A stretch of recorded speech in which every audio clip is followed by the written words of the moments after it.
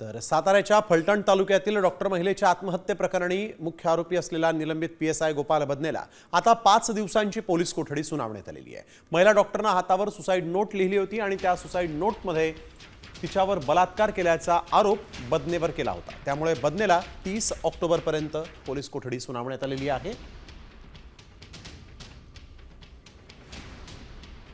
न्यायालयासमोर ठासून हा मुद्दा मांडलेला आहे की बलात्काराचा जो आरोप आहे तो खोटा केलेला आहे आणि आत्महत्यास प्रवृत्त केलं त्या महिलेला, याबाबत कुठलाही आरोपीचा सहभाग दिसत नाही।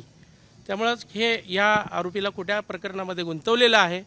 तो निष्पाप आहे, निर्दोष आहे ते न्यायालय ठरवेल, पुराव्यामध्ये दिसेल। पण 30 तारखेपर्यंत न्यायालयाने आरोपीला तपासासाठी पोलीस कोठडी दिलेली आहे। तर कोर्टामध्ये काय युक्तिवाद नेमका झाला पाहूयात। डॉक्टर महिलेने कुठं कोणत्या ठिकाणी बलात्कार झाला हे नमूद केलेलं नाही असा दावा आरोपीच्या वकिलांनी कोर्टात केला। आरोपी बदने आणि डॉक्टर महिलेसोबत असणाऱ्या वादातून हे आरोप केले गेले असा देखील युक्तिवाद करण्यात आला। आरोप मोघम आहेत, त्याला कोणताही पुरावा नाही।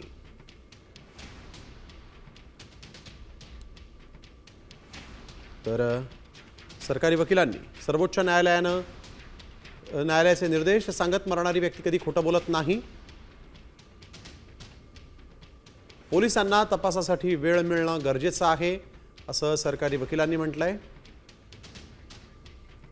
आता isakal.com आहे देशातील नंबर 1 ची मराठी न्यूज वेबसाईट। प्रत्येक अपडेटसाठी isakal.com ला नक्की भेट द्या।